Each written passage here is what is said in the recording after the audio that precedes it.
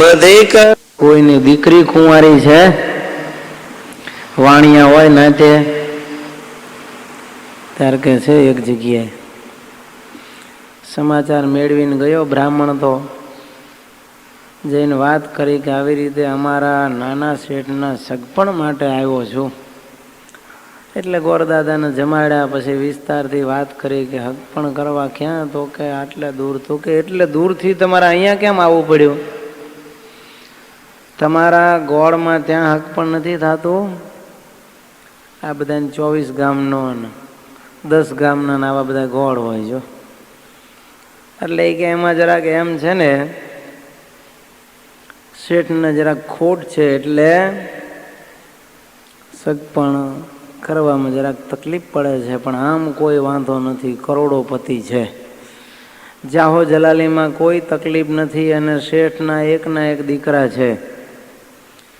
સાસુમાય નથી, એટલે તમારી દીકરી તો સ્વર્ગમાં જ જાય છે એમ તમે માની લ્યો. શું કહે છે?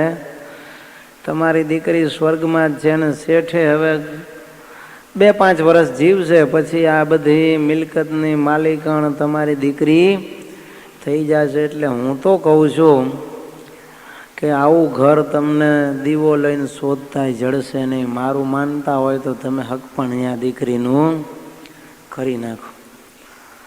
એટલે આ બધા લોભિયા હતા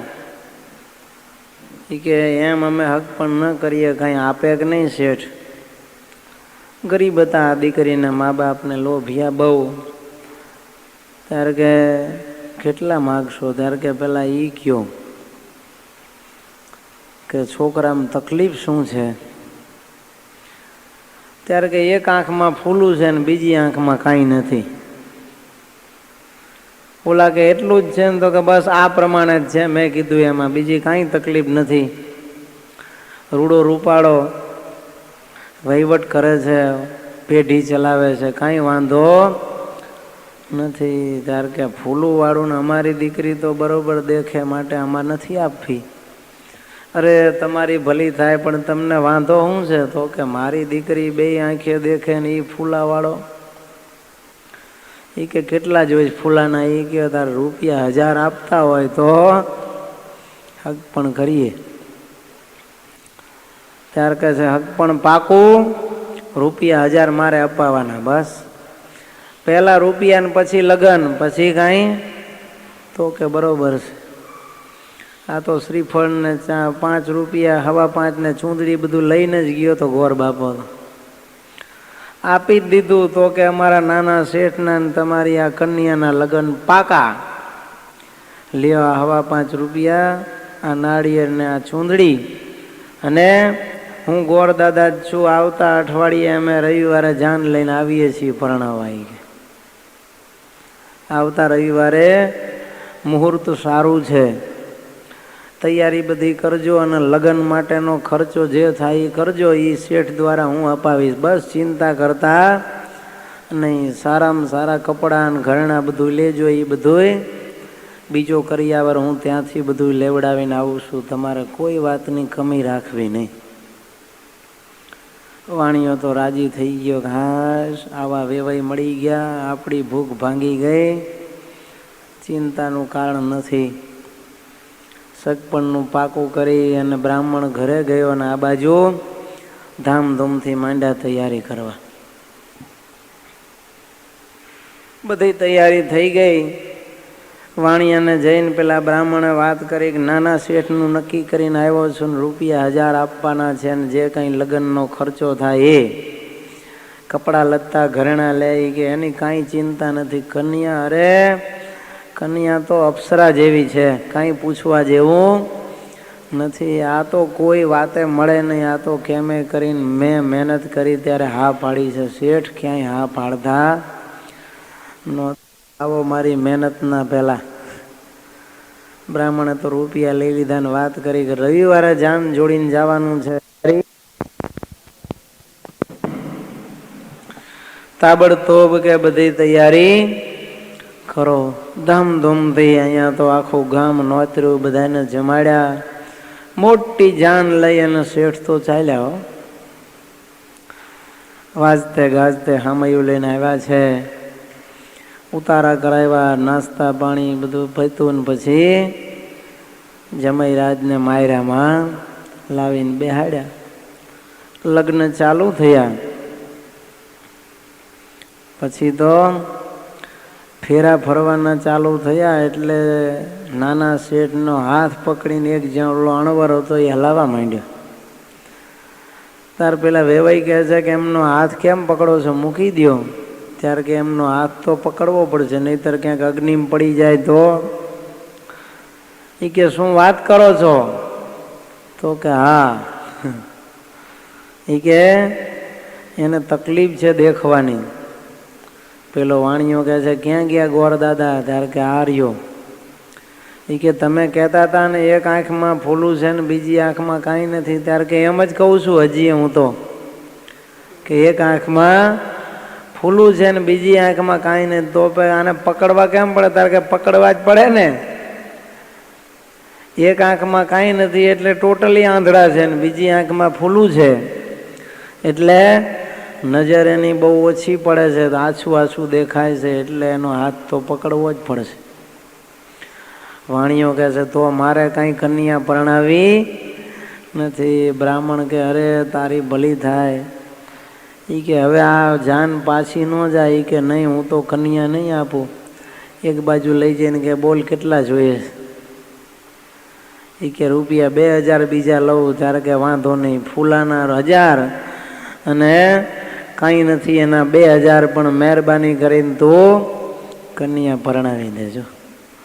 તો એમ રૂપિયા 3000નો સોદો કરીને માયરામાં પછી કન્યા પરણાવી પડી. એટલે આવું હાવ ભક્તિ પછી ખોટી ચાલે નહીં, ભોલ સતી થયા વગર રહે નહીં. એટલે કહે છે થોડું થોડું ખોટું બોલવામાં કાંઈ બાદ નહીં. આજીવિકાની રક્ષા માટે પહેલાં તો આવી સજા થતી બધી, સમજ્યા તમે?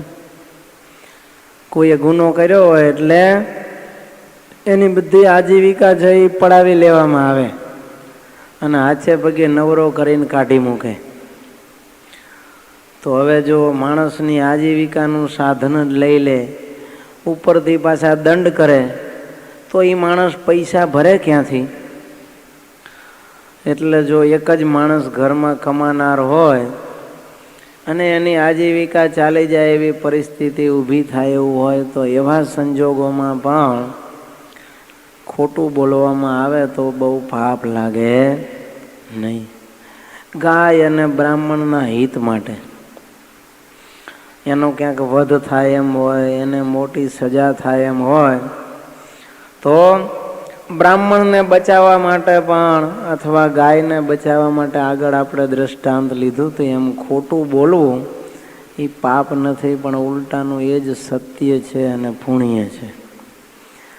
બીજા કોઈકની હિંસા થતી હોય કે ત્યાં જાનથી કોઈને મારી નાખવાના હોય, ફાંસીની સજા થાય એમ હોય નાના ગુના માટે, તો એવા સંજોગોમાં પણ ખોટું બોલવામાં પાપ નથી. અને ગુરુ માટે, ગુરુની રક્ષા માટે, ગુરુને કોઈ મોટું વિઘ્ન આવવાનું હોય તો ગુરુને બચાવવા માટે પણ ખોટું બોલે તો એને પાપ લાગે નહીં. તો આ પ્રમાણે ભગવાન કહે છે આટલી જગ્યાએ ખોટું બોલવામાં પાપ નથી. જો આજે તો પરિસ્થિતિ એ થઈ છે કે લોકોને હવે સાચું ક્યાં બોલવું એ જ ખબર નથી. બધી જગ્યાએ ખોટું જ ચાલે છે, સાચું શોધ્યું મળતું નથી. લ્યો, એટલે તો ઉપનિષદોમાં લખ્યું કે હિરણ્યમયેન પાત્રેન સત્યસ્ય અપી હિતમ મુખમ. બે અર્થ થાય એના. એમાં એક અર્થ આપણે સીધો સાદો કરીએ તો હિરણ્યમય પાત્રને એટલે કે સુવર્ણના પાત્રો વડે કરીને સત્યનું મોઢું ઢંકાઈ ગયું છે. કહેતા આ ધને છે ને સત્યને દાટી દીધું છે, ઢાંકી દીધું છે. એને ક્યાંય પ્રકાશમાં આવવા નથી દેતા. જો સોનાના પાત્રથી સત્યનું મુખ ઢંકાઈ ગયું છે. એક ભાઈ કે મારે સત્યનારાયણની કથા કરાવવાની છે. શેની? સત્યનારાયણની કથા. અને એ કથામાં અમેરિકામાં પ્રસાદ શેનો રાખ્યો ખબર છે? પંચામૃતિ બિયર અને માંસવાળો ઓલો હોટ બર્ગર ને હેમબર્ગર ને હોટ ડોગ કે ને એનો પ્રસાદ રાખ્યો. લે, આપણા એક સત્સંગી ગયા છે કે સત્યનારાયણની કથા છે તો આપણે જઈએ. કથા સાંભળવા બેઠા ને પ્રસાદી આવી ત્યારે કે લ્યો આ પ્રસાદી, કે આની પ્રસાદ? તો કે દેશ પ્રમાણે પ્રસાદ હોય ને, આપણે ત્યાં શીરો ચાલે પણ અહીંયા હેમબર્ગર ને હોટ ડોગ ચાલે, એટલે અમે એની પ્રસાદી રાખી છે. બોલો, હવે આવા સત્યનારાયણની કથામાં આવું બધું ચાલે. જુઓ, આપણે સિક્કાની અંદર લખ્યું હોય ખબર, 3 સિંહની આકૃતિ નીચે શું લખ્યું હોય? સત્યમેવ જયતે. તો એ બધું રૂપિયા માટે જ અસત્ય કરે છે. જે સિક્કામાં સત્યમેવ જયતે લખ્યું છે એના માટે જ અસત્ય કરે છે બધા. એક ભાઈ વહાણ લઈને જતા હતા, વહાણ લઈને પછી રસ્તામાં એને આ બધો માલ હશે અંદર ઘણો એનો, આપણે વહાણ લઈને વહાણમાં માલ આવતો હતો એનો, એટલે એને માનતા રાખી. શેની? તો એ કે મારું આ વહાણ ડૂબી જાય તો હું સત્યનારાયણની કથા કરાવીશ. હવે સત્યનારાયણની કથામાં કેવું આવે છે કે વાહન ડૂબતું હતું એટલે ઓલા એ કથાની માનતા રાખી કે આ વાહન જો સમુદ્રના કાંઠે હેમખેમ પહોંચી જશે તો અમે તમારી કથા કરાવશું. અત્યારે લોકો વાહન બુડાડવા માટે કથા કરે. એના માટે એ કે મારો માલ જે વાહણમાં આવે છે એ વાહણ, હે પ્રભુ તમે જો સમુદ્રમાં ડૂબાડી દેશો તો હું તમારી કથા કરાવીશ. તો સત્યનારાયણ ભગવાન કહે છે એટલે આવું ખા? તો કે ભગવાન એ તમને ન સમજાય, તમે આટલું કરો ને તમારી કથા થઈ જશે. ભગવાન કે નહીં, પણ આ મને અજુગતું લાગે છે. એટલે તારું વાહન ડૂબી જાય તો તું ભિખારી થઈ જાય. ત્યારે કે નહીં મહારાજ, એમાં જ હું માલમ માલ થઈશ. એ કે એમ ક્યાં? તો કે રૂપિયા લાખનો અંદર માલ છે ને 5 લાખનો વીમો મેં ઉતરાયો હોય. જો આ ડૂબી જાય તો રૂપિયા 4 લાખનો ચોખ્ખો નફો થાય એમ છે. માટે તમને પ્રાર્થના કરું છું કે મારું વાહન ડૂબાડી દો તો તમારી કથા કરાવીશ. એટલે આવી રીતે અત્યારે ભગવાનના સત્યનારાયણના નામ ઉપર એ ટોટલ અસત્ય ચાલી રહ્યું છે. લ્યો, ક્યાં આ અટક છે એ સમજાતું નથી. બાઇબલની અંદર એક કથા આવે છે. સોડમ નામનું એક શહેર હતું. ત્યાં આ ફરિશ્તા કે એ લોકો, આપણે સંતો કહીએ, દેવદૂત કહીએ, એમ એ શું કે ત્યાં ફિરસ્તા કે ફરિશ્તા કે. તો એમાં વાત આવે છે કે ભગવાને ફિરસ્તા અબ્રાહમને એમ કીધું કે હું આખું આ નગર છે એ સોડમ શહેર છે એનો વિનાશ કરી નાખીશ. ફિરસ્તા કહે છે, અરે પ્રભુ, તમે આ શહેરનો શા માટે નાશ કરો છો? કંઈક દયા રાખો, બધાને શું કામ મારી નાખવા જોઈએ? ભગવાન કહે છે એમ કર તો એ શહેરમાંથી 50 સારા સત્યવાદી સારા માણસો શોધી આવ્યો તો હું શહેરને બચાવું. બસ. પેલો ગયો તો 50 ન મળ્યા. એ કે એમ કર 25 સારા શોધી આવ્યા સાચા માણસો, તોય હું શહેરનો નાશ ન કરું. પછી કે 5 શોધી આવે તો 5 ન મળ્યા. છેવટે ભગવાન કે એમ કરે 1 સારો માણસ શોધી આવે ને તોય આ નગરને હું બચાવી દઉં. લે, તો એના એક માટે હું આખું નગર છે એની રક્ષા કરું. 1 સત્યવાદી માણસ તું શોધી આવે, સજ્જન. આખા નગરમાં અબ્રાહમ પડ્યો, કોઈ ન મળ્યો. છેવટે આખા સોડમ શહેરનો ભગવાને નાશ કરી નાખ્યો. કહેતા એક પણ સત્યવાદી માણસ આખા શહેરમાં નહોતો. આજે આ ભારત ટકી રહ્યું છે એનું કારણ શું? તો કે સ્વામી જેવા સાચા સત્પુરુષો આ ભારતમાં છે એટલે ભગવાન રાખે છે. ન કે આ ભારતને ભગવાન પાતાળમાં લઈ જાય, તળિયે ધરબી દે. એટલે ભગવાનના ભક્તોએ જ્યાં જાય ત્યાં સત્યનો પક્ષ રાખવો, પણ અસત્યનો આશરો લેવો નહીં. કારણ કે નહીં સત્યાત પરો ધર્મ, સત્યથી મોટો કોઈ ધર્મ નથી. જો માટે હાલતા ચાલતા ખાતા પીતા સર્વ વાતે આપણે સત્યના પાલક થઈ રહીએ, સત્યના ઉપાસક બની રહીએ. જો સત્ય બોલવામાં કેટલો ફાયદો છે. જો એક વખત છે ને યાત્રા નીકળી, યાત્રા. હવે એમાં કુદરતને કરવું ને ચોર ભેગા યાત્રામાં ગયા. પછી મોટું ધામ હોય ત્યાં નિયમ લેવા પડે. શું કરવું જોઈએ? એકાદ વસ્તુ છોડવાનો નિયમ લેવાનો હોય. એટલે આખા ગામના એ નિયમ લીધા. પછી આ ચોરને કે તું નિયમ લે કાંઈક સુધર. ધારે કે હું જાતનો ચોર ને મારે નિયમ કોઈ પડાય નહીં, માટે હું નિયમ નહીં લઉં. બહુ આગ્રહ કર્યો, કોઈ વાતે માને નહીં. છેવટે બધા કે નહીં, તારે એક નિયમ તો લેવું જ પડશે. ત્યારે કે હું સત્ય બોલીશ, જાઓ, આટલું નિયમ લઉં છું. બધા વિચારમાં પડ્યા કે આ જાતનો ચોર અને સાચું બોલવું આ ક્યાંથી મેળ ખાય. પણ બાપજીએ કીધું અને આને સ્વીકારી લીધું કે બીજા નિયમ તો મારાથી નહીં પડે, પણ તમે એમ કહો છો કે સાચું બોલજે તો એ એક નિયમ લઉં છું. હવે ચોર તો આવ્યો ઘરે, સાચું બોલવાનું નિયમ લીધું એટલે હવે તો કાંઈ ચોરી બોરી કરાય નહીં, બંધ થઈ ગયું ચોરીનું કામ કાંઈ. પણ હવે ચોર હોય એટલે એના હાડકાએ આરામ ના હોય, બીજો ધંધો કરે નહીં, મહેનત મજૂરી. સમય જતા શું થયું, ઘરમાં હવે બધું ખૂટ્યું ખાવા પીવાનું. એટલે એને મનમાં નક્કી કર્યું કે એમ કરવું, એક વખત રાજાનો ખજાનો જો ફાડી આવ ને તો પછી કોઈ દી ચોરી જ ન કરવી પડે.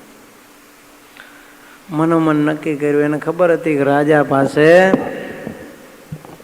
ખજાનામાં રત્નો છે. એટલે 7 રત્નો છે એ જાણતો હતો. એને બહુ મોંઘા રત્નો, એ અમૂલ્ય. એટલે રાત્રેના 11:30 પોણા 12 થયા એટલે ઘરેથી નીકળો. હવે એકલ દોકલ જતા હોય એટલે અત્યારે જો પૂછતાછ થાય, હો તમે રેલવે સ્ટેશને ઉતરો ને થેલો લઈને જતા હોય 4 જણા ચેકિંગ કરે છે. કંઈ સ્મગલિંગનો માલ નથી લઈ જતા, કંઈ હેરાફેરી નથી કરતા ને, ડ્રગ્સની કોઈ હથિયારો લઈને જતા નથી ને. પિક્ચર જોઈને આવતા હોય તો ઘણી વાર ભાંઠા ખાવા પડે. રાતે મોડા આવતા હોય તો 1-1:30 વાગે રખડતા આવતા હોય તો ઠોકે પોલીસ 2 દંડા કે તારે મોડી રાતે રખડો છો. તો આને પણ પેલા દરવાણીઓએ પૂછ્યું કે ક્યાં જાસ? હવે આને તો નિયમ શું લીધેલું, સાચું બોલવાનું થાય કે રાજાના મહેલમાં ચોરી કરવા જાઉં છું. પેલા ને એમ થયું કે આનું ચસકી ગયું લાગે એટલે 2 ઠોકીને જવા દીધો. આગળ ગયો તારે બીજા દરવાજે વળી પાછા બીજા 2 દરવાણી ઉભા હતા. એને પકડો કે ક્યાં જાસ? ત્યારે કે ભઈલા રાજાના ખજાનામાં ચોરી કરવા જાઉં છું. તને ખબર નથી પડતી આટલી મોડી રાતે કોણ નીકળે? ચોર હોય જ નીકળે. ઓલા કે સાચું બોલ. તારે કે સાચું કહું છું, ચોરી કરવા જાઉં છું. પેલા કે કઈ ચોર થોડો એમ કે હું ચોરી કરવા જાઉં છું, આનું ફરી ગયું લાગે છે. એટલે 2 થપ્પડ ઠોકીને એને જવા દીધો. આગળ ગયો તો રાજમહેલનો મુખ્ય દરવાજો હતો. ત્યાં પહોંચ્યો એટલે ત્યાં જોઈ ગયા કે આટલી મોડી રાતે આ માણસ ક્યાં જાય? પકડો. પકડીને લાવ્યા. પૂછ્યું ક્યાં જાય છે, કોણ છે? ત્યારે કે ચોર છું, ચોરી કરવા જાઉં છું. ક્યાં ચોરી કરવા? ત્યાં કે રાજમહેલમાં રાજાનો ખજાનો ફાડવા જાઉં છું. પેલાને એમ થયું કે આનું ખસી ગયું છે એટલે 2 દંડા ઠોકીને એને જવા દીધો. આગળ જઈને રાજમહેલના પાછળના ભાગમાં ગયો. આ તો બધા ચંદન ઘો રાખે. કેવી ચંદન ઘો? નાનકડી હોય, ડાબલીની અંદર રાખે. ચોર હોય ને જ્યાં ચડવું હોય, એક સેનાપતિઓ સૈનિકો રાખતા. કિલ્લા ઉપર ચડીને અંદર હુમલો કરવો હોય તો અને બીજા ચોર આ બે રાખે. એને તમે હાથમાં લઈને ફેંકો, દિવાલ ઉપર ચોંટી જાય, પછી આખા તમે એના ઉપર વજન આપીને દોરડું બાંધ્યું હોય કમરમાં, ચડી જાવ ને તો એ ચંદન ઘો એની પકડ મૂકે નહીં હો. એટલે ઘો ફેંકી ઉપર ચોંટી ગઈ કાંગરા ઉપર, એના ઉપર ઘોનું દોરડું બાંધેલું હતું, એ પકડીને ચડી ગયો માથે, ગયો અંદર ઝરૂખામાંથી. રાજા ને રાણી ઊંઘતા હતા. હરવે હરવે ફરક તો છે, ખજાના પાસે પહોંચી ગયો. આ તો બધા ચોર ને માસ્ટર કી હોય એની પાસે જઈને દરવાજો ખોલ્યો. ત્યાં આમ ઝડક ઝડક થાય. ઓલા રત્નો, હાચા રત્નો અંદરથી ગણીને 4 લીધા. એને એમ થયું કે આટલા રત્નો તો મારી પેઢીઓ ખાશે તો ખૂટશે નહીં, માટે મારા ઝાઝા શું કરવા. 4 રત્નો લઈ અને દરવાજાને એમને આડો કરી અને પાછો ચૂપચાપ નીકળી ગયો અને આવી ગયો ઘરે. આવીને હોઈ ગયો. એ તો સવાર પડી ત્યારે ખબર પડી કે રાજમહેલમાં ચોરી થઈ. જો ધાંધલ ધમાલ થઈ જાય ચારે બાજુ, હાહાકાર થઈ ગયો. ચારે બાજુ માણસોને શોધવા મોકલા, ક્યાંય મળે નહીં. કોઈ પગેરું ન મળ્યું. બધા ચોકીદારોને ખખડાવ્યા. ત્યારે કે એક માણસ ગાંડા જેવો હતો, એ આ બાજુ આવ્યો હતો અને એ એમ કહેતો હતો હું રાજાનો ખજાનો ચોરવા જાઉં છું, કદાચ એ હોય તો શક્ય બને. ત્યારે કે પકડો બધા ચોરને. લાવ્યા બધાને. આસુ પાતરું મોઢું જોયું હોય છે રાતે, એટલે એક જણ ઓળખી ગયો કે આ જ હતો. ઈશારો કરીને બોલાવ્યો અંદર રાજ દરબારમાં. બીજે દિવસે હાજર કર્યો અને રાજાએ પૂછ્યું બોલ તે ચોરી કરી? ઓલો કે હા. રાજા આશ્ચર્ય પામી ગયો કે આવો પહેલી વાર મળ્યો. દંડા માર્યા પેલા કોઈ હા પાડતા નથી. રાજા કહે છે ક્યાં ચોરી કરી? તાર કે તમારા રાજમહેલમાં. લાવ તો પછી બધા રત્નો મને આપી દે. ત્યારે આને તો 4 રત્નો કાઢીને આપ્યા. રાજા કહે છે 4 જ કેમ? 7 રત્નો તે ચોર્યા છે. ચોર કહે છે નહીં મહારાજા, મેં 4 જ રત્નો ચોર્યા છે. તારો ઓલો પ્રધાન હતો એ કે નહીં રાજા, આ ખોટું બોલે છે. એને 7 રત્નો જ ચોર્યા હોવા જોઈએ. 4 રત્નો કેમ લેવા આવ્યો હોય તો 3 થોડો મૂકી જાય. માટે આને 7 રત્ન ચોરી કરી છે. એને તમે થોડો મેથી પાક આપો એટલે એ હા પાડશે. રાજાએ આજ્ઞા કરી. 4-5 દંડા માર્યા અને પછી પૂછ્યું બોલ કેટલા રત્ન લીધા? તો કે રાજાજી હું તમને સત્ય કહું છું કે મેં 4 જ રત્નો લીધા છે. રાજા કહે છે એવું કેમ બને? તે 7 રત્નો લીધા હોય. ચોર કહે છે કે બાપજી હાથ લીધા હોય તો મને ખોટું બોલવાથી ફાયદો હું? પ્રધાન કહે છે તારે આ 4 આપી દે ને 3 રહી જાય તો તું તો સુખી જ થઈ જાય ને, એટલે તું ખોટું બોલે છે. રાજા પાસે સારો થવા માટે 4 રત્નો તે દેખાડ્યા ને 3 રાખી લીધા છે. ચોર કહે છે સાંભળો રાજાજી, મેં સત્ય બોલવાનું નિયમ લીધું છે, એટલા માટે તો મેં તમને ચોખ્ખે ચોખ્ખું કહી દીધું કે મેં 4 રત્નો લીધા છે, બાકીના 3 મેં નથી લીધા. પ્રધાનજી કે નહીં રાજાજી આને જ લીધા છે. ચોર કહે છે નહીં રાજા મેં લીધા નથી. તો પછી રાજા ચોરને કહે છે કે બોલ બાકીના 3 રત્નો કોને લીધા છે? ચોર કહે છે કે હું તમને એનો ચોર શોધી આપું, પણ એના માટે તમારે મારી 1-2 વાત માનવી પડે. તાર કે શું? તો કે મને 1 કલાક વાર રાજા બનાવો. આ બધી સત્તા તમે મને આપો તો 1 કલાકમાં હું તમારો ચોર પકડી આપું. રાજા કહે છે કે ચોર પકડી આપતો હોય કલાકમાં મારો શું લૂંટાઈ જવાનું છે? ભલે એ કે ચાલતું રાજા. રાજા હેઠે ઉતરી ગયા અને સિંહાસન ઉપર ચોરને બેસાડ્યો. તાલી પાડીને કે કોણ છે હાજર? સેવકો બધા હાજર થયા. એ કે આ પ્રધાનને એરેસ્ટ કરી લ્યો. શું કહે છે? પ્રધાનજીને હાથકડી પહેરાવી દો. પ્રધાન કહે છે, અરે મારો કાંઈ વાંક? ઈ કે તું બોલતો બંધ થા, તારો જ આ બધો વાંક છે. રાજા વિચારમાં પડી ગયા કે આ મારો ખતરનાક લાગે છે. હમણાં આને પ્રધાનને કીધું, હમણાં જો મને હાથકડી પહેરાવશે તો. પણ રાજાને એમ કે કાંઈ નહીં, માણસો તો બધા મારા જ છે ને, આખરે કલાક બાંધશે તો પછી છોડી દેશે. રાજાજી કહે છે, અલ્યા પ્રધાનજીને કેમ બાંધ્યા? રાજાને કહે તમે ઘડીક મૂંગારીઓ, તમને આમાં સમજાય નહીં. પ્રધાનજીને કહે છે, બોલ 3 રત્નો ક્યાં છે? દાઢી પકડીને ઓલો કહે છે, અરે મને ખબર હોય, રત્નો ત્યાં લીધા છે ને મને પાછો કહે છે 3 રત્નો ક્યાં છે?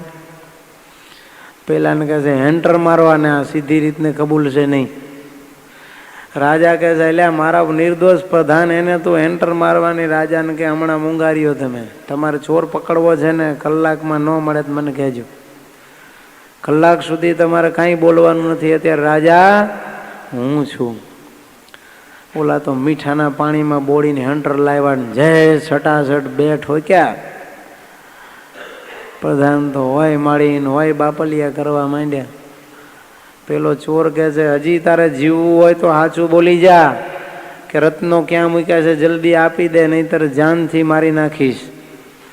પ્રધાનજીને તો રાડ ફાટી ગઈ ને કોટના ખિસ્સામાંથી 3 રત્નો કાઢીને કે લ્યો આ 3 રત્નો. રાજાની તો આંખું 4 થઈ ગઈ. રાજા કે ચોરને કહે છે, તને આ ખબર કેમ પડી કે પ્રધાનને ચોરી કરી છે? ત્યારે રાજાને કહે છે, ચોર છે ને એ ચોરને ઓળખી પાડે. અમે અમારી નાતના ને બધાને ઓળખીએ. રાજા કહે છે, પણ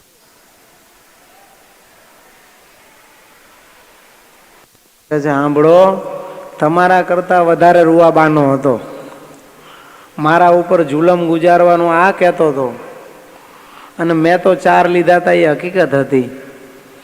અને તમારા રાજમહેલમાં છૂટથી ફરવાની રજા કોને હોય? પ્રધાનજીને હોય. પ્રધાનજી ઉપર કોઈ શંકા કુશંકા ન કરે. એટલે પ્રધાનજી ફરતા ફરતા ગયા ને હું ખજાનો ખુલ્લો મૂકીને ગયો હતો ને આને તિજોરીમાંથી 3 રત્નો જોયા હશે એટલે એ ખેંચી લીધા. ને પછી અવાજ કોને પાડી હતી? ચોરી થઈ બૂમ કોને પાડી હતી? આ પ્રધાને. એનો મતલબ કે મને ખ્યાલ આવી ગયો કે પ્રધાન સિવાય કોઈ આ 3 રત્નો લીધા ન હોય. ને મહારાજ મેં તો 4 લીધા હતા એ હકીકત હતી. રાજા ખુશ થઈ ગયા. હો રાજાને ચોરને કહે છે કે પણ ચોર, તને આ હા પાડવાનું ક્યાંથી ઉજ્યું? ત્યારે કે હું ગયો તો જાત્રાએ અને મેં નિયમ લીધું છે કે મારે હવે ખોટું બોલવું નહીં, એટલે હું સત્ય બોલ્યો. અરે પણ તું ચોરની જાતને તારે સત્ય બોલવું પોસાય? ત્યારે કે આ પોસાય જ છે ને. જુઓ તો પછી ચોરી કેમ કરી? તો કે મારા કુટુંબનું ભરણ પોષણ કરવા મેં નક્કી કર્યું, એકવાર રાજાનો ખજાનો ફાડું તો પછી જિંદગી આખીની શાંતિ. તો એ કે પણ 4 રત્નો જ કેમ લીધા? તો કે 4 તો મારી પેઢીઓ ખાય તોય ખૂટે એમ નહોતું, એટલે 7 રત્નોની મારે જરૂર નહોતી, એટલે 4ની ચોરી કરી હતી. રાજા ખુશ થઈ ગયો. પ્રધાનને જન્મ ટીપની સજા કરી દીધી. અને સભાને દેખતા રાજાએ જાહેરાત કરી કે આજથી આ ચોર છે એને હું મારા મુખ્ય પ્રધાન બનાવું છું. જો એક સત્ય વચન બોલવાની એને ટેક લીધી, નિયમ રાખ્યો તો ચોરમાંથી શું થઈ ગયો? પ્રધાન. અને પ્રધાન અસત્ય બોલ્યો તો એને આ જીવન કેદની સજા ફરમાવી. કારણ કે રાજા ઉપર ઘણા ઉપકાર હશે, પ્રધાનના મદદરૂપ થયો હશે, એટલે ફાંસીની સજા ન આપી પણ જેલમાં ધકેલી દીધો ને બધું ધન માલ મિલકત લૂંટી લીધી.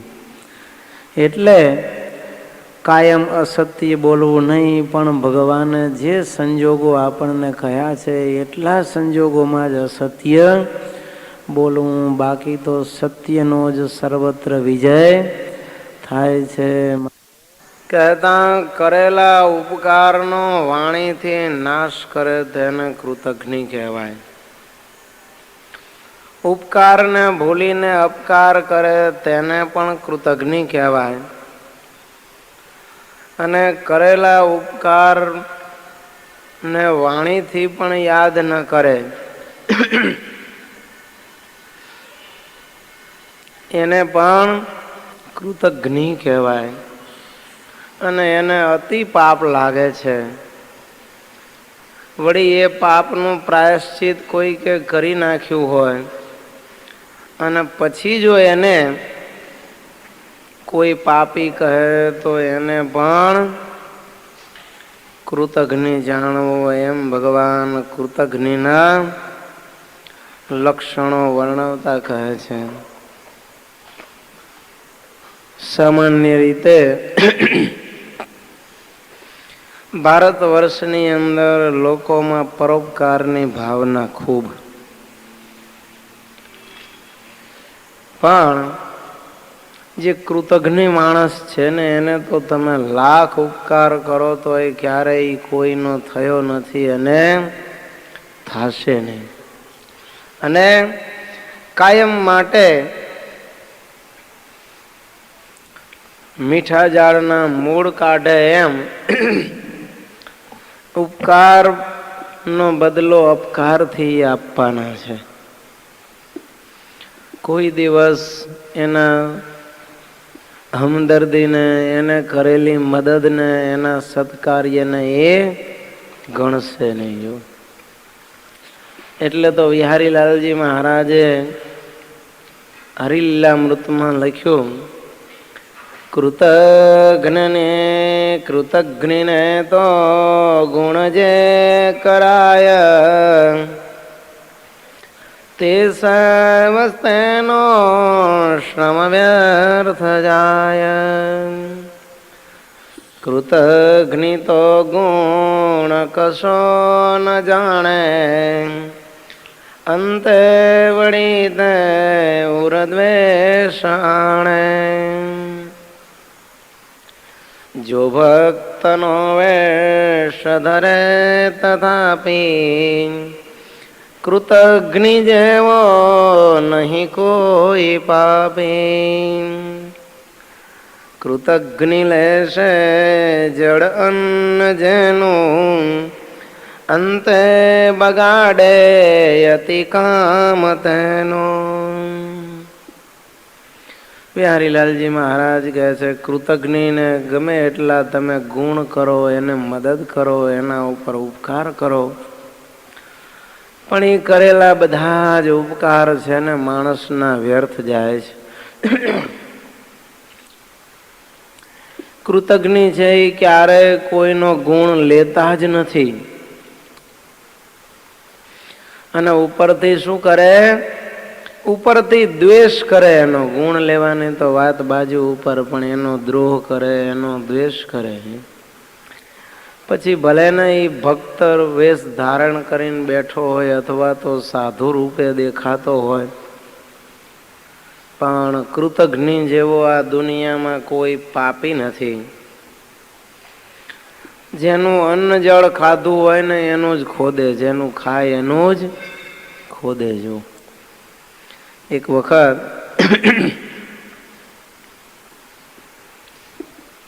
જંગલની અંદર એક બ્રાહ્મણ જતો હતો.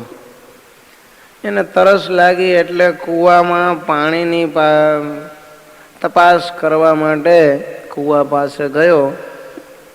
અંદર જોયું તો કૂવો ખાલી, પણ અંદર એક સિંહ, એક વાંદરો, એક સર્પ અને એક માણસ, 4 પડેલા. બ્રાહ્મણને જોઈને સિંહે પ્રાર્થના કરી કે હે ભૂદેવ, મને કૂવામાંથી કાઢો તો તમારો ઉપકાર કોઈ દી હું નહીં ભૂલું અને તમને મદદ કરીશ. બ્રાહ્મણે બહુ પરિશ્રમ કરી અને સિંહને બહાર કાઢ્યો.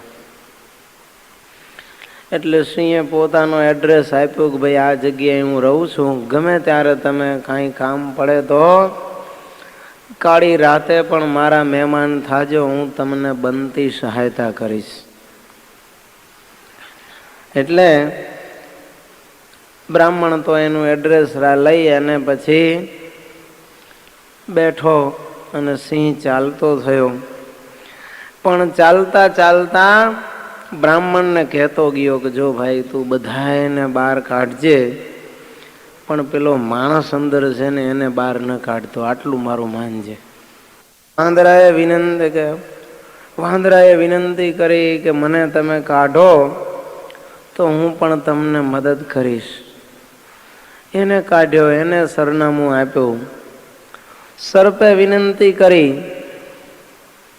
કે મને કાઢો, સર્પને પણ કાઢ્યો, એણે સરનામું આપ્યું. અને એક વિનંતી જાતા જાતા વાંદરો અને સર્પે કરતા ગયા કે પેલો કૃતજ્ઞ માણસ છે એને તમે કાઢતા નહીં. જો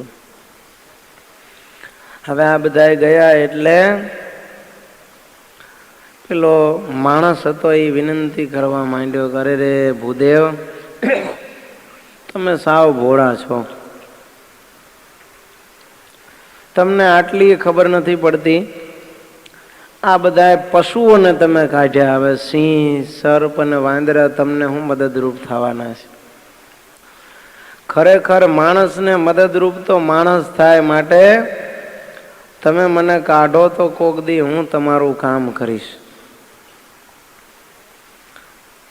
અને હું તમને ખરેખર મદદરૂપ થઈશ, કારણ કે હું માણસ છું. એ તો બધા તમને છેતરીને જતા રહ્યા, કામમાં તો હું આવીશ. એટલે બ્રાહ્મણને વળી દયા આવી. એવા વચન સાંભળીને બ્રાહ્મણ ભોળવાઈ ગયો, એટલે આ માણસને બહાર કાઢ્યો.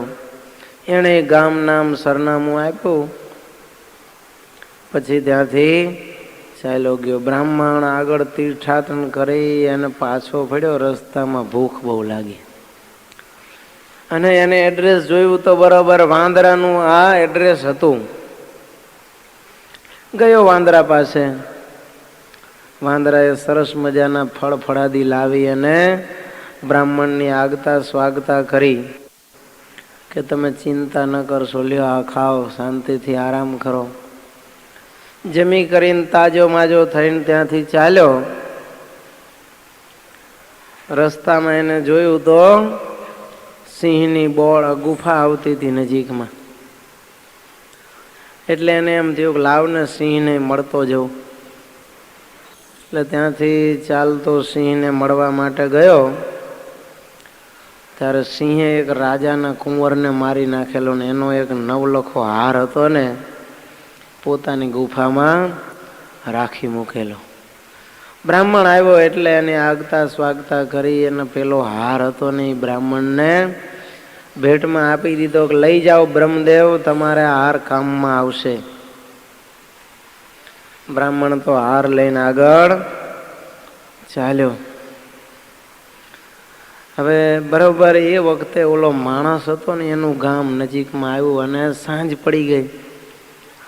અને યાદ આવ્યું કે પેલો માણસ મેં જેને કૂવામાંથી કાઢ્યો તો એનું આ ગામ છે, લાવ ને રાતવાસો ત્યાં જ કરું. એટલે ગયો ત્યાં અને બ્રાહ્મણે તો વાત કરી એટલે તરત જ એનું ઘર દેખાડ્યું લોકોએ. એની ઘરે જઈને રાત રોકાણો. હવે ભૂદેવ તો રાતે વાતે વળી ગયા એટલે વાત કરી કે જો મને તમે કહેતા હતા કે સિંહ મદદરૂપ નહીં થાય, વાંદરો નહીં થાય, વાંદરાએ મને જમાડ્યો, સિંહે તો મને આ નવલખો હાર આપ્યો છે. હાર જોઈને પેલો માણસ હતો એ પામી ગયો કે આ તો આપણા રાજકુમારનો હાર છે. રાજાએ મોટું ઇનામ જાહેર કરેલું કે જે કોઈ આ રાજકુમારની હત્યા કરનારને પકડી પાડશે અને અમે 1 લાખ રૂપિયાનું ઇનામ આપીશું. એટલે પેલો માણસ તો રાતે જ આને સુવડાવીને રાજા પાસે પહોંચી ગયો અને વાત કરી તમારા કુંવરનો હત્યારો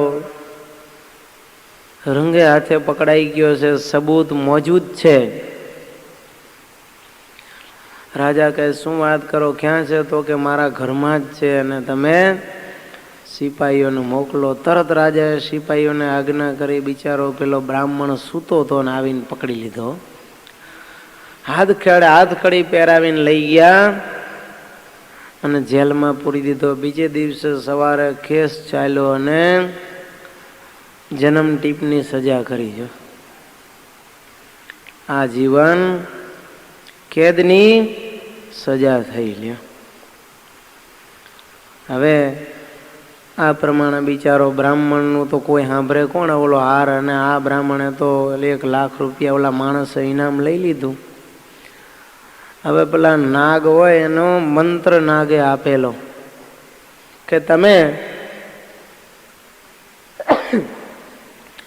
આ મંત્ર બોલશો તો હું જ્યાં હોઈશ ત્યાંથી તમારી પાસે આવી જઈશ. એટલે બ્રાહ્મણે તો જેલમાં બેઠા બેઠા મંત્ર જપ્યો, તરત સર્પ આવ્યો. રાતે આવીને મળ્યો બ્રાહ્મણને, કહે છે શું થયું? ત્યારે કે આ તે ના પાડી હતી કે આ માણસને તું કાઢતો નહીં ને મેં કાઢ્યો, અને આ પાપીએ મને આ રીતે ખોટી રીતે જેલમાં પુરાયો છે. ત્યારે સર્પ કહે છે ચિંતા ન કરશો તમે, હું તમારો ઈલાજ કરું છું, જેલમાંથી તમને મુક્ત કરાવીશ. જુઓ, હું આજ રાતે જઈ અને રાણીને કરડું છું. રાણીને ઝેર ચડશે એ કોઈનાથી ઉતરશે નહીં. ત્યારે તમારે આવીને કહેવું કે મને ઝેર ઉતારતા આવડે છે. એટલે તમે રાણીનું ઝેર ઉતારશો એટલે રાજા તમારી ઉપર રાજી થશે, અને પછી તમે આ વિગતે વાત કરજો. તમે મંત્ર બોલશો એટલે હું તમારા મંત્રથી આવીને રાણીનું ઝેર ચૂસી લઈશ, અને રાજા તમને મુક્ત કરશે, અને પેલા માણસને ફાંસીના માછડે લટકાવી દેશે. બ્રાહ્મણ કે ભલે જા ભાઈ, જલ્દી કરજે. એટલે તરત જઈને આ તો રાણીને કરડ્યો, ડંસ દીધો. હવે રાણીને કરડે એટલે તો આખા નગરમાં હાહાકાર થઈ ગયો, રાજમાં, કે રાણીને સર્પ કરડ્યો, રાણીને સર્પ કરડ્યો. ઝેર માંડ્યું ચડવા, કોઈથી ઉતરે નહીં. મોટા મોટા ઝેર ઉતારનારા આવ્યા, વૈદ્યો હકીમીઓએ દવા કરી, પણ બધું નિષ્ફળ ગયું. જેલમાં વાત વહેતી થઈ ત્યારે આ બ્રાહ્મણ જેલરને કહે છે કે ભાઈ તમે રાજાને કહો મને ઝેર ઉતારતા આવડે છે, તમે કહેતા હોય તો હું આવું. જઈને રાજાને વાત કરી, ઓલો બ્રાહ્મણ નથી આપણે જેલમાં પૂર્યો, એને ઝેર ઉતારતા એમ? બોલાવો બોલાવો જલ્દી. બ્રાહ્મણને બોલાવ્યો, આવીને તો મંત્ર ભણ્યો એટલે તરત ઓલો સર્પ હાજર થયો, અને રાણીને જ્યાં ડંખ માર્યો તો ત્યાંથી જ સર્પે આવીને બધું ઝેર ચૂસી લીધું. રાણીને જીવતદાન આપ્યું એટલે રાજા તો ખુશાલ થઈ ગયો કે મારી રાણીને આ બ્રાહ્મણે બચાવી છે. રાજા કહે છે હે બ્રાહ્મણ, તમે મારા ઉપર મોટી કૃપા કરી, મારી રાણીને બચાવી માટે માગો, માગો તમારે જોઈએ તે આપું. બ્રાહ્મણ કહે છે રાજા, મને આ ખોટી રીતે જન્મ ટીપની કેદ કરી છે ને એમાંથી તમે માફી આપો અને મારી સત્ય હકીકત તમે સાંભળો. રાજા કહે છે જા, તારી કેદ હું તને માફ કરું છું, ને શું હકીકત છે એ મને કહે. ત્યારે વિગતે વાત કરી બ્રાહ્મણે કે આવી રીતે સિંહે તમારા કુંવરનો શિકાર કરેલો અને મને સિંહે હાર મેં એને કૂવામાંથી કાઢેલો એટલે ભેટ આપેલો, પણ આ લુચ્ચા કૃતજ્ઞ માણસ જેને મેં કૂવામાંથી કાઢેલો ના હાર બતાવ્યો એટલે હારની લાલચે ખોટી સાક્ષી પૂરી અને મને જેલમાં પુરાવ્યો છે, માટે કૃપા કરીને મને ન્યાય કરો. રાજાએ તરત પોલીસોને મોકલા. સિપાહીઓ આવીને પેલા કૃતજ્ઞ માણસને પકડી ગયા અને કોર્ટમાં હાજર કર્યો અને ફાંસીને માચડે એને લટકાવી દીધો. તો આમ જે ઉપકારનો બદલો અપકારથી આપે એને કૃતજ્ઞ કહેવાય. જો બ્રાહ્મણે બિચારા એને કૂવામાંથી બહાર કાઢ્યો તો પણ આ પાપીએ શું કર્યું, એને જેલમાં પુરાવ્યો અને લાખ રૂપિયાનું ઇનામ પોતે લઈ લીધું. તો એનું ફળ ભગવાને એને ફાંસીના માચડે લટકવાનું આપ્યું. એટલે કહે છે કૃતજ્ઞને જો ગુણ કરાય તો પણ એનો કરેલો શ્રમ બધો વ્યર્થ થાય. એટલું જ નહીં પણ એનો ગુણ તો ન જાણે પણ ઉપરથી એનો દ્વેષ કરે અને જેનું ખાય એનું જ ખોદે. જો એક કૂતરો હતો મહાભારતની અંદર શાંતિ પર્વમાં સરસ આ વાત ભીષ્મ દાદા યુધિષ્ઠિરને કહે છે કે હે યુધિષ્ઠિર, પૂર્વે હું પરશુરામના તપોવનમાં જ્યારે રહેતો હતો ત્યારે એક કૂતરાની વાત મેં સાંભળેલી કે એ મહાવનમાં એક મોટા ઋષિ રહેતા હતા. એ ઋષિની પાસે એક કૂતરો હંમેશા બેસી રહેતો અને એ પણ ઋષિની જેમ બેઠો બેઠો તપ કરતો. પણ એમાં એક સમયે ક્રૂર દીપડો હતો ને એ આવ્યો અને કૂતરાને મારવા માટે તૈયાર થયો. એટલે કૂતરો દોડીને ઋષિની ગોદમાં બેસી ગયો અને કૂતરાને ઋષિએ પૂછ્યું કે બેટા કેમ તું ડરીને આવતો રહ્યો? તારે કે પેલો દીપડો મને મારી નાખશે, માટે મને બચાવો. ત્યારે ઋષિએ પાણી છાંટ્યું, જા તું એનાથી મોટો દીપડો થઈ જાય. એટલે મોટો દીપડો થઈને જંગલમાં માંડ્યો હતો રખડવા. એક સમયે એક વાઘ હતો, એ આ દીપડાને મારવા માટે એની પાછળ દોડ્યો. એટલે ભાગતો ભાગતો વળી પાછો ઋષિ પાછળ આવીને હંતાઈ ગયો. ઋષિ કહે છે બેટા હવે તને કોનો ભય છે? તારે કે મને બચાવો બચાવો, મારી પાછળ વાઘ પડ્યો છે, મને મારી નાખશે. એટલે ઋષિએ વળી અંજલિ જળની છાંટીને એમ કીધું, જા તું એનાથી મોટો ડાઘો વાઘ થઈ જા. એટલે વાઘ હતો એ આ કૂતરો હતો એ દીપડામાંથી પાછો વાઘ થઈ ગયો. અને પછી તો હવે અનેક પશુઓને મારી અને આ વાઘ હતો એ માંસાહારી થઈ ગયો. ફળાહાર તો એને છોડી જ દીધું. અચાનક એક દિવસ મદોન્મદ હાથી ગર્જના કરતો કરતો આ સ્થાનમાં આવ્યો. એને જોઈને પેલો વાઘ ગભરાઈ ગયો અને વળી પાછો ઋષિના શરણે આવ્યો. ત્યારે ઋષિએ પોતાની શક્તિ દ્વારા મોટો જબરજસ્ત કોલિયાપીડ હાથી જેવો શક્તિશાળી હાથી એને બનાવી દીધો. અને પછી કમળોના વનમાં સાલકી વૃક્ષોના વનમાં આનંદથી ફરવા લાગ્યો. એમાં એક વખત કેસરી સિંહ હાથીને જોઈ ગયો.